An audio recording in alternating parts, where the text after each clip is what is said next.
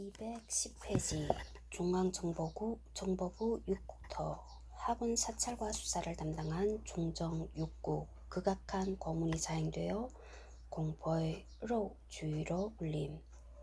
건물인 이 청사가 위치했던 곳으로 주로 민주화운동에 앞장섰던 대학생들이 끌려왔다. 이 3층에서 조사를 받다가 원하는 대답이 나오지 않으면 지하 1, 2층으로 끌고 가 고문을 가했다. 안기부로 명칭이 바뀐 뒤에도 마찬가지였다. 서울시는 2017년 8월 이 건물을 철거하였고 고통의 역사를 마주하여 이 자리에서 희생을 기리는 인권광장과 전시실, 기억육 조성을 최근 완성했다.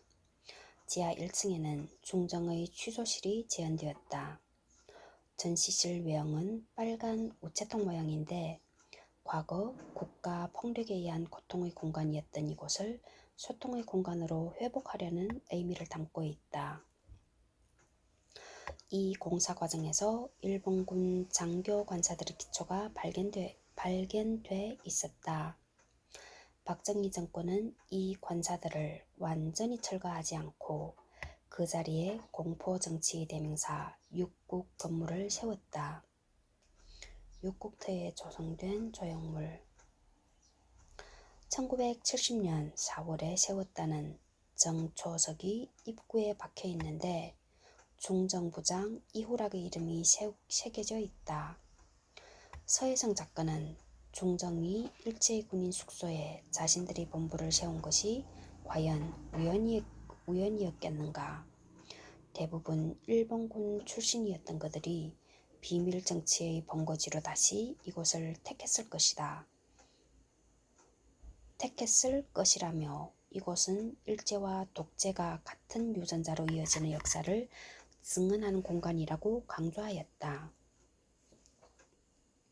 빨간 우체통 구조물 앞에는 6국의 기초를 잔해로서 남겨두었고 예장 공원과 이회영 기념관을 조성하였다. 이회영 선생과 그 형제들이 남산 및 명동과 저동에서 살고 있었기 때문이다. 참고로 이 일대 행정구역명인 예, 장, 동, 장동 조선시대 군부대의 무예연습장이 있었기 때문에 붙여진 이름이다. 조선시대 군부대의 무예란 예, 오이란 이,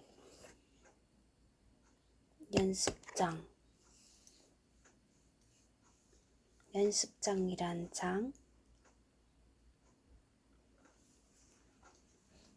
그러면 이 장동 해야 되지.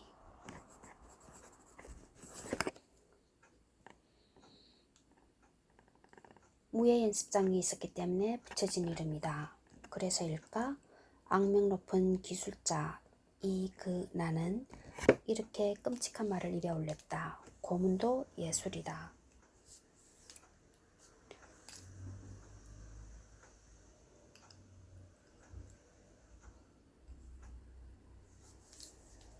안기부로 명칭이 바뀐 뒤에도 이 건물 지상에선 조사를 하고 지하 1, 2층에선 민주 인사들에 대한 비인간적인 고문과 취조가 자행되었다.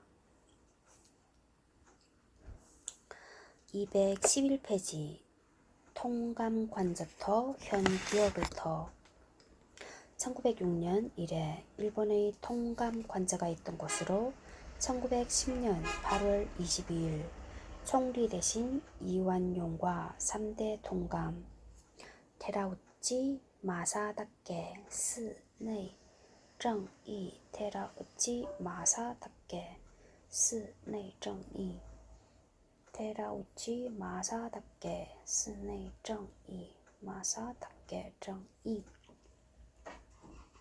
사이에 한일 강제 병합 조약이 체결된 경술 국채 현장이다. 오랫동안 잊혀져 있다가 2010년 8월 시민들이 힘을 모아 통감 관저터에 표적을 세웠다.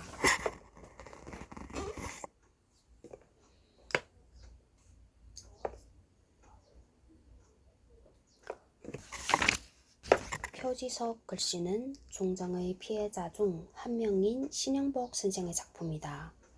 2016년 8월 이 공간은 서울시와 시민들이 힘을 모아 일본군 위안부 문제를 알리고 피해 할머니들을 기억하기 위한 추모 공간인 기억의 터로 다시 태어났다. 대지의 눈, 세상의 배꼽 두 작품이 설치되었고 을사늑약의 주동자였던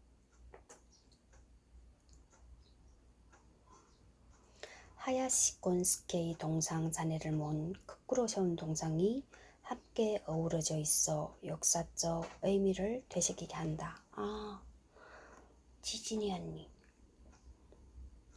2층 목조인 관사는 청와대 자리에 새 관사가 지어지자 시정박물관으로 사용되었고 해방 후에는 임시 국립박물관과 합참본부로 사용되다가 조용히 철거되었는데 자세한 사항은 알 길이 없다.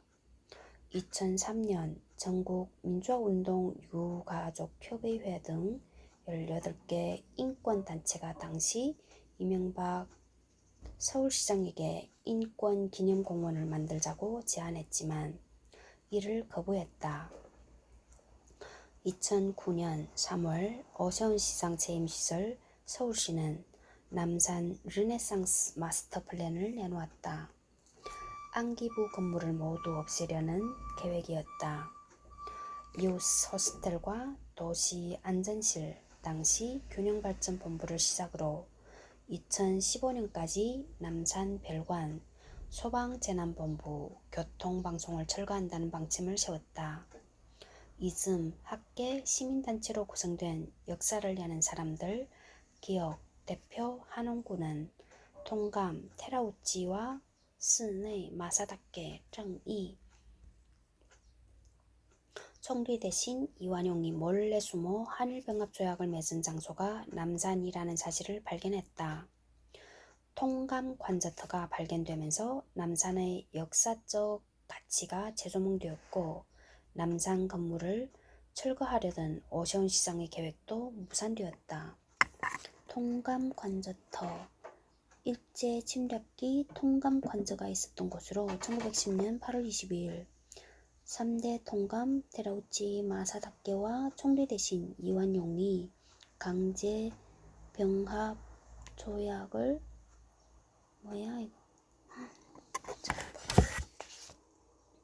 조인한 경술국제 현장이다. 경술국제 현장터구나. 통감 관저터가 213페이지 TBS 교통방송과 서울시 소방재난본부 서울시 소방재난본부 역시 중정과 안기부 청사였던 두 건물은 수사와 행정 기능을 맡았고 소방재난본부 건물에는 유치장이 있었다. 이 두 건물은 중정 청사 중에는 눈에 띄는 위치에 있어 상대적으로 부드러운 기능을 맡았던 것으로 보인다. 마지막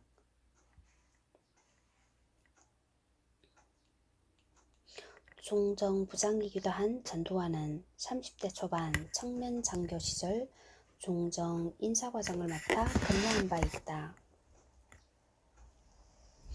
213페이지 주자 파출소터 주자 파출소터는 중정에 붙잡혀온 자식들을 어렵게 확인한 부모들이 달려와 소재를 확인하기 위해 몸부림치던 곳이다. 민간인들이 가장 가깝게 남산으로 접근할 수 있는 곳이었기 때문이다.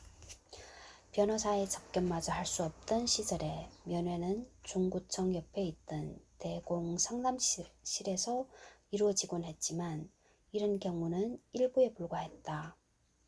주자, 주즈는 글자를 주조한다는 의미이다. 조선 태종 시절 파출소 건너편 남산 스퀘어 빌딩 자리에 주자소가 설치되었기 때문에 유래된 것이다. 을지로 인쇄골목의 역사가 생각보다 훨씬 오래되었다는 증거이기도 하다. 214페이지 통감부 총독부터 김익상의 것이 을사조약이 체결된 다음해인 1906년 2월에 건설된 통감부 청사는 위치부터가 조선정복이 목적이었다. 조선왕조 역대왕의 신위를 모신 종묘를 정남에서 마주보는 남산 아랫자락이었기 때문이다. 당시 대한제국의 본궁이던 경운궁, 지금의 덕수궁도 훤히 내려다 보였다. 병탄조약 이후에는 광화문 총독부 청사가 완공되는 1926년까지 총독부 청사로 사용되었다. 1921년 9월 12일 남산 조선총독부 청사의 비석과와 회계과장실에서 굉음이 울려 퍼졌다. 첫 발은 불발이었고 두 번째 던진 폭탄이 폭발하였다. 근처에 사람이 없어 인명손실은 없었지만 건물 일부가 파괴되었다. 식민지 통치 총본산인 총독부에 대한 공격이었기에 만약 폭탄의 위력이 더 컸으면 엄청난 타격을 입을 수 있었다는 점에서 일제의 충격은 컸다. 이보다 놀라운 사실은 정작 폭탄을 던진 사람은 총독부 관리들이 우왕좌왕하는 사이에 요요히 청사를 빠져나갔다는 점이다. 대담무쌍하게 총독부에 폭탄을 던지고 외경의 수자망을 비웃으며 빠져나간 인물은 바로 의열단원 김익상이다. 그 자리에는 기념 표지석이 서 있다. 이 건물은 총독부 이전 후 일제의 과학박물관으로 쓰였고 해방 뒤에는 국립과학관으로 거듭났으나 한국전쟁 도중 불타고 말았다.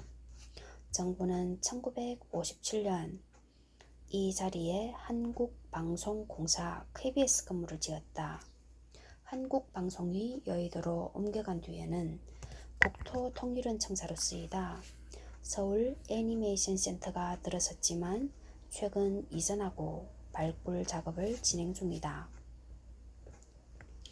215페이지 그림 김익상 의사 의거터 한국통감부 조선 총독부터 215페이지 옛 노기신사터와 경성신사터 현 리라 초등학교 숭의여대 지진이 언니 노기 나이무 마레스케 시디엔 마레시디엔스케 노기 마레스케 나이무 시디엔 일제는 러일 전쟁의 영웅 노기 마레스케 나이무 시디엔 노기 마레스케를 추모하는 노기 신사를 현 리라 초등학교 자리에 건립하였다. 건립 연도는 정확하지 않지만 빠르면 1925년, 늦어도 1934년으로 추정된다. 러일 전쟁의 분수령이었던 여순 전투를 지휘했던 그는 노기 마레스케 나이무 시디엔 여번의 여순?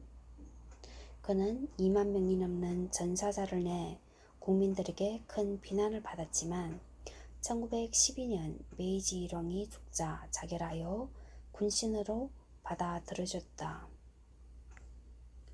노기 신사는 지금은 거의 사라졌지만 신사에 들어서기 전 손을 씻는 석재 수조와 신사를 떠받쳤던 기초석들이 남아있다.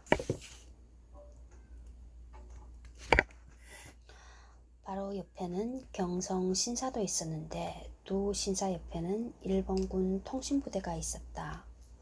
해방 후에는 중정의 전신이라 할 만한 중앙정보연구위원회가 사용했으며 5.16 쿠데타 전 이 조직의 책임자는 이후락이었다. 장면 정부의 사람이었던 그는 박정희 정권의 중정부장으로서 무소불위의 힘을 과시하다가 토사구팽당하고 만다. 지금은 숭의여자대학이 들어서 있다. 숭의여대의 전신 숭의학교는 일제강점기 평양에 있던 학교인데 신사참배를 거부하고 폐교되고 말았다. 해방 후 서울로 내려온 숭의학교가 일제의 상징 중 하나인 경성신사 자리에 자리 잡은 것이다. 학교 건물 겉면에 경성신사 자리였음을 나타내는 사진들이 붙어 있다. 216페이지. 옛 어린이회관, 공립중앙도서관, 현 서울특별시 교육청, 교육연구정보원. 박정희 정권은 유난히 남산에 많은 시설을 지었다. 중앙정보부를 위시하여 자유센터, 타워호텔, 공립극장, 신라호텔, 남산 외인 아파트, 서울타워, 남산 케이블카 등 헤아릴 수 없을 정도이다. 일부는 지금도 잘 쓰이고 있지만 대부분 외인 아파트처럼 헐리거나 민간기관에 매각되고 전혀 다른 용도로 사용되거나 활용도가 낮다. 그중 가장 바보 같은 건축물이 옛 어린이회관이자 공립중앙도서관으로 현 서울시교육청, 교육정보연구원과 과학전시관 남산분관이다.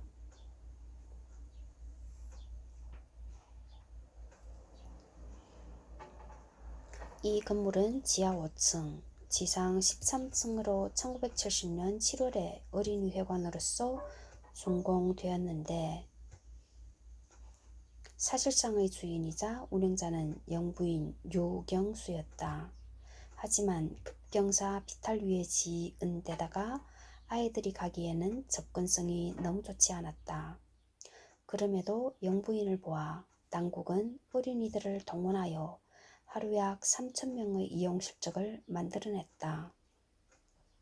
마침 어린이 대공원이 착공되어 어린이회관을 그곳에 새로 지어 이전하고 소공동의 공립도서관이 1974년 12월 이 건물로 옮겨졌다. 불과 4년 만에 벌어진 일인데 당시 기준으로 8억이 넘는 돈이 개조공사로 낭비되었다. 문제는 건물 자체가 높아서 책 운반 시간이 오래 걸리고 서고의 절반 이상이 지하라 장서 관리에도 문제가 많았다. 결국 1988년 반포에 새 공립도서관이 지어지면서 다시 이전되었고 서울시 교육청이 인수하여 교육과학연구원으로 쓰다가 현재의 명칭으로 변경되었다.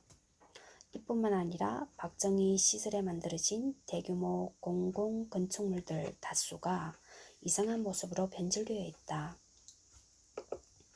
이 건물에서 멀지 않은 곳에 위치한 자유센터는 자유총연맹이 쓰는 사무공간을 제외하면 남산 자동차극장과 자유센터 웨딩홀이라는 터무니없는 기능을 수행하고 있다.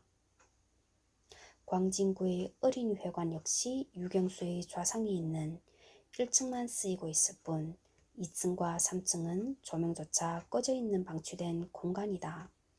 그저 올라가는 경사로 벽면에 거의 보는 이가 없는 유경수의 사진들만 걸려 있을 뿐이다.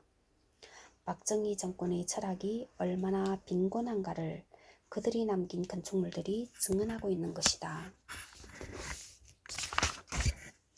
218페이지. 조선신궁 이승만 동상터 현 백범광장.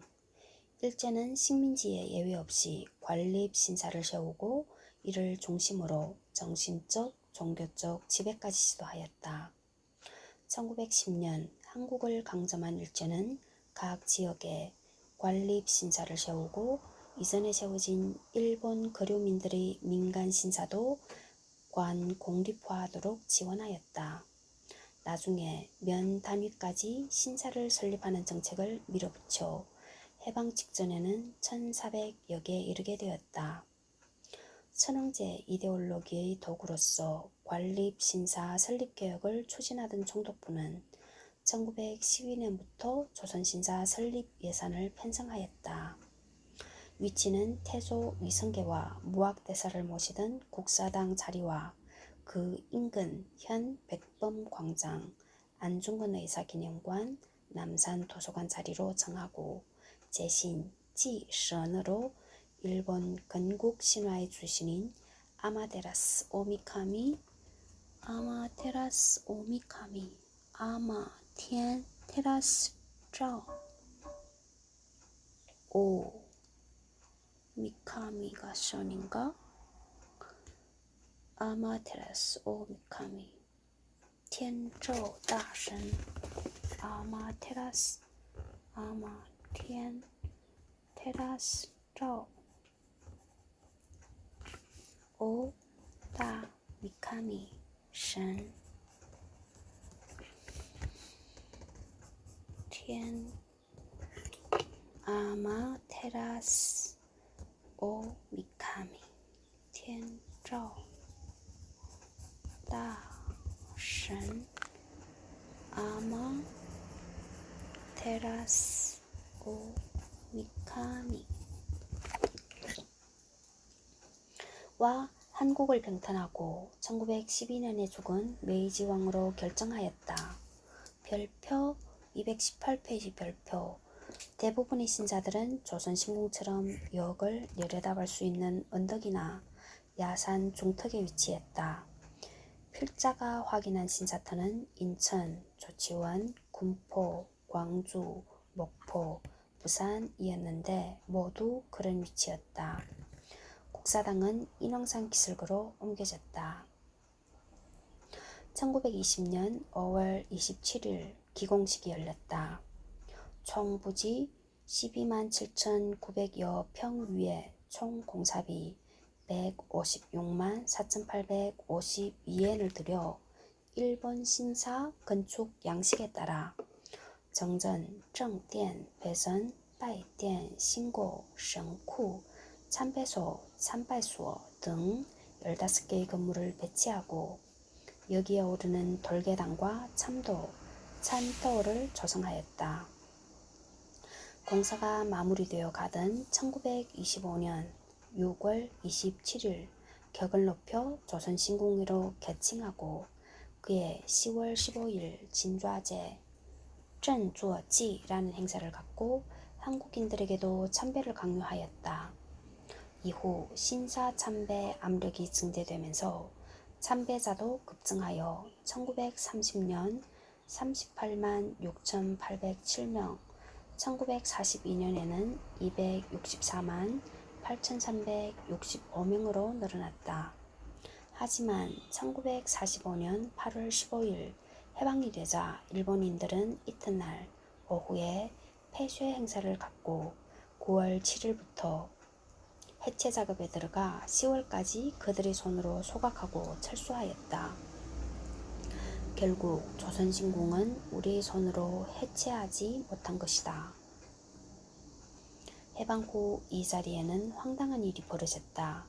1956년 8월 15일 살아있는 이승만 대통령의 동상이 들어선 것이다. 이 동상은 1955년 이승만 대통령 80회 탄신축하위원회 위원장 이기봉의 발해로 세워졌다. 그해 개천절인 10월 3일에 기공해서 이듬해 광복절에 맞춰 완공했다. 이날 이승만은 제3대 대통령으로 취임했다. 두루마기 차림으로 한 손을 들고 있는 모습인 동상의 높이는 81척, 즉 약 24m였는데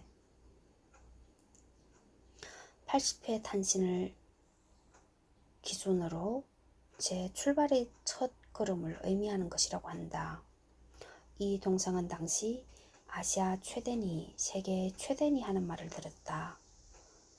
대지 면적은 3,000평, 좌대는 270평이었고 팔각의 좌대에는 각 면마다 이승만의 생일을 조각해 놓았다고 한다. 조선 신궁이 있던 자리에 개천절에 기공해서 광복절이자 대통령 취임일에 완공한 점, 전통적인 두루마기 차림으로의 형상화 등을 종합해보면 치밀한 정치적 상징 조작이 아닐 수 없다.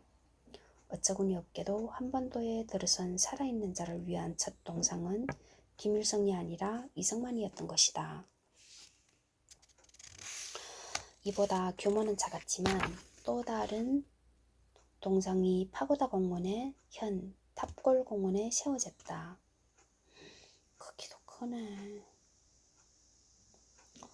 1960년 4.19 혁명 당시 성난 시민들은 파고다 공원의 이승만 동상을 쓰러뜨려 새끼줄을 모객으로 서대문까지 끌고 다녔다. 하지만 남산의 동상은 너무 거대해서 손댈 수 없었기에 중장비를 동원해 그해 8월에서야 철거할 수 있었다. 그 자리에는 조가비 모양의 남산 야외 음악당이 1963년 8월에 들어섰는데 공연 용도로는 아예 쓰이지 못하고 엉뚱하게 관제 데모나 구국 기도회 같은 행사가 열렸다. 1973년 4월 22일 남산 야외 음악당에서 열린 부활절 기념예배에 박형규 목사 등 기독교 인사들이 참석해서 민주주의 부활을 외치는 성명서를 발표하고 독재 정권에 맞서 투쟁할 것을 선언하였다. 정부는 이 사건을 핑계로 긴급 조치를 계속 발동하고 관련자들을 내란 예비 음모라는 죄목으로 구속하여 고문하는 만행을 저질렀다. 이승만 동상이 철거된 후 그 자리를 차지한 인물은 해방 이후 이승만과 대척점에 섰던 백범, 김구와 이시영이었다. 김구의 동상 제막식은 1969년 8월 23일에 열렸는데 백범의 93회 생일이었다. 좌대와 동상 높이는 각각 6.2m였고 1986년 건립된 이시영 선생 동상은 좌상으로 높이 2.7m, 좌대 높이 4.3m로 이승만 동상에 비하면 4분의 1 정도의 규모다. 221페이지 옛 서울역 고가대로 현 서울로 7017 1970 내지 80년대 산업화 과정에서 아현 고가를 시작으로 해화, 청계, 서대문, 물레 등 서울 시내 곳곳에 수많은 고가 도로들이 놓여졌다. 한국의 산업화는 곧 자동차화이기도 했다. 자동차 전용인 고가도로는 속도와 효율성을 주었지만 보행인과 자전거의 접근은 불가능했다. 효율만을 숭배하던 고가도로는 많은 편의를 제공했지만 주위를 어둡게 하고 시야를 막는 역효과도 컸다.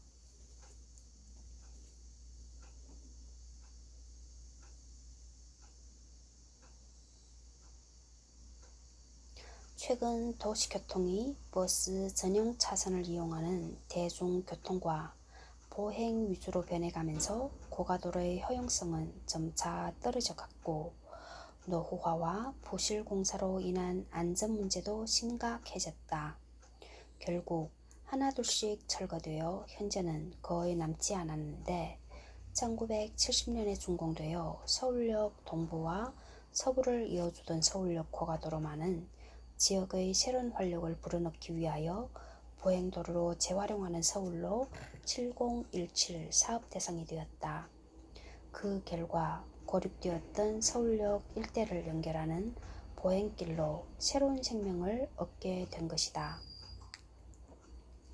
속도와 효율로 상징되던 개발 독재의 상징이 공간의 민주화를 상징하는 시설로 놀랍게 변신한 셈이다. 서울로 7017이라는 이름은 1970년에 만들어진 고가도로가 2017년에 다시 태어나고 47년 만에 1970년대 자동차 전용 도로에서 17개의 사람길로 재탄생하는 17m 높이의 고가라는 의미를 담고 있다. 또한 서울로 7017에는 관광 안내소 및 카페, 목련무대, 달팽이 극장, 장미무대, 방방놀이터, 분수대 등 다양한 체험시설과 편의시설이 설치되어 있어 쉬고 거닐며 즐길 수 있다. 수많은 원형 화분에 다양한 수목을 삭제한 공중 정원이기도 하다. 서울로 7017은 365일 24시간 개방되어 있어 언제든지 자유롭게 이용이 가능하다. 서쪽의 약현 성당과 송기정 체육공원, 서소문 공원 중간에 있는 서울역 광장, 동쪽의 남대문 시장과 남산을 자연스럽게 연결하는 역할도 맡고 있다. 222페이지 강우규 의사동상. 강 의사의 호는 와루 외위이며 1859년 6월 2일 평안남도 덕천군 무릉면 제남리에서 태어났다. 조선시대 내내 극심한 차별을 받았던 서북지방은 유교의 기반이 약해 덕천군 신학문과 기독교를 다른 지방보다 쉽게 받아들였다. 그 결과 김구, 안창호, 이승훈, 장준하, 리영희, 개훈재, 김준엽, 함석헌, 지학순, 김승훈, 백기환, 윤공희 등 수많은 지사들을 낳았는데 그들의 선구자가 강우규 의사라 할 것이다. 경의선 완공 후 그들이 서울역을 통해 상경했음은 물론이다. 강우규는 30세 때 함경남도 흥원으로 이주하여 평안남도 덕천에서 함경남도 흥원으로 평남 덕천에서 함남 홍원 한의학으로 환자를 치료하면서 개신교에 입교하여 장로가 되었고 학교를 세워 청년들에게 신학문을 가르쳤다. 1910년 국권 피탈 후 만주로 건너가 길림성 요하현에 많이도 이사 다녔네. 요하 정착하여 신흥촌을 건설하고 광동 중학을 세워 교육사업에 진력하였다. 조국에서 3.1운동이 일어나자 영국제 폭탄을 가지고 서울에 잠입하였다. 제3대 총독으로 부임하는 사이토 마코토를 폭살하기로 결심하고 사이토 마코토 1919년 9월 2일 남대문역 현재의 서울역에서 그의 마차에 폭탄을 던졌으나 뜻을 이루지는 못했다. 대신 일본 기자 2명이 죽고 허위 공경 등 상당수가 중경상을 입었다. 이후 피신하던 중 일제 경찰의 부역자인 김태석에게 체포되어 다음 해 11월 29일 서대문 형무소에서 사형이 집행되면서 순국하였다. 1920년 11월 29일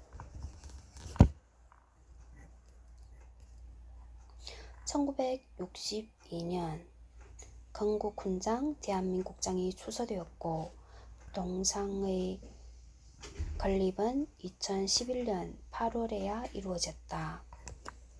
223페이지 서울역과 광장. 근대화의 상징이던 철도와 역은 적어도 우리나라에서는 일제의 침략과 전쟁의 소용돌이 속에서 탄생했기에 처음부터 비극적인 운명을 가질 수밖에 없었다. 경인선, 경부선, 경의선, 경원선이 차례로 개통되었으며 서울역의 전신인 남대문 정거장이 탄생했다. 남대문역은 일제 강점기가 시작된 1910년에는 경성역으로 바뀌었으며 1919년 3월 1일과 5일에는 최대 규모의 만세 시위가 열렸다. 총독부의 공식 집계로도 1일은 3,4천 명, 5일은 1만 명이 모였다고 하니 실제로 서너 배 규모였을 것이다. 르네상스풍의 옛 역사는 일본 유수의 건축가 스카모토 야스시, 종번징, 스카모토 종번 야스시 징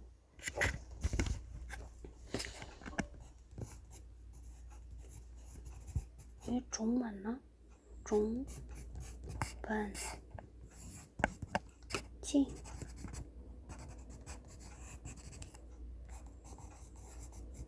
스카모토 야시의 설계로 1926년 9월 30일 완공되었다. 그날 새벽에 도착한 첫 열차가 싣고 온 물건이 바로 조선 신궁의 도리 냐오쥐 신사 입구의 문이었다. 해방 후 서울역으로 개칭되었으며 곧바로 시작된 분단으로 인해 탄생 때와는 완전히 다르게 종착역이라는 이미지가 굳혀졌지만 여전히 역의 구조는 통과역이지 종착역은 아니다. 서울역이 종착역이 아닌 유럽행 열차의 통과역이나 출발역으로 다시 부활할 수 있는 날은 언제 올까? 사실 일제강점기는 중국에서 갈아타야 하긴 했지만 유럽으로 떠나는 열차표를 팔았으며 국제선은 별도의 플랫폼이 있었다. 휴전선 이북과 대륙으로는 갈 수 없게 되었지만 서울역은 여전히 중요한 역할을 했고 별들의 고향, 영자의 전성시대, 바보들의 행진, 친절한 금자씨 등 많은 영화에서 상경이나 새로운 출발을 의미하는 장소로 사랑받았다. 민주화 역사에서 서울역 광장은 1980년 5월 그 유명한 통한의 서울역 회군의 무대가 되었다. 만약 그때 모인 수만 명의 학생들이 해산하지 않았다면 광주가 고립되지 않았을 것이고 5월의 비극은 일어나지 않았을지도 모른다. 이런 경험은 민주화 세력에게 큰 교훈을 주었고 7년 후 일어난 6월 항쟁 때에는 전국적인 봉기를 일으켜 전두환 정권의 공권력을 크게 약화시키는 데 성공해 항쟁의 승리를 이끌어낸 것이다. 225페이지 그림 전국에서 동시 실시된 국민평화대행진에는 전국 270여 개 지역에서 180만 명이 시위에 참가했으며 이 가운데 3,000여 명이 연행되었다. 사진 박용수. 해야 할 이야기 6.26 국민평화대행진 민주올레 전국 주요 도시는 물론 읍 단위에서까지 전개된 6월 26일 국민평화대행진은 서울에서 25만여 명을 비롯 광주 20만, 인천 2만 5천, 부산 5만, 대구 4만, 대전 5만, 마산 2만 등 전국적으로 100여만 명 이상이 참가한 6월 민주항쟁 중 최대 규모의 시위였다. 경찰은 10만여 명의 시위 진압 병력을 곳곳에 배치하였으나 시위대를 감당하기에는 역부족이었다. 서울역 부근에서 역 광장과 고가도로, 남영동 쪽 대로를 장악하고 완강하게 버티는 2만여 명의 시위대들과 다탄두, 최루탄, 일명 지랄탄까지 동원, 이들을 해산시키려는 경찰들이 3시간 가까이 밀고 밀리는 대접전을 벌였다. 이날의 시위에서 서울의 2,139명을 비롯해 전국적으로 총 3,467명이 연행되었으며 수십여 명이 경찰의 최루탄, 구타 등으로 중경상을 입었다. 경찰의 무차별 최루탄 난사와 폭력에 붕괴한 시민, 학생들이 돌과 화염병으로 대응, 경찰서, 남대문, 안양 2개소, 파출소 29개소, 경찰 차량 20대, 1위 천안시청, 안양, 대구, 청주 등지 민정당사 4개소, 마산 88올림픽 선전탑 등이 전소되거나 파손되었다. 6.26 국민평화대행진은 곧 노태우의 6.25 선언을 강제했다는 점에서도 알 수 있듯이 국민적 힘이 최대로 분철되었다는 데서 그 의미를 찾을 수 있다. 정부 여당은 호헌 철폐와 직선제 쟁취가 더 이상 유보될 수 없는 시대적 대세이자 국민적 요구임을 다시 한번 확인하였다. 국민들의 대중적 저항에 직면한 정부 여당은 국민들의 요구에 굴복했고 국민들은 노태우의 이른바 6.29 선언을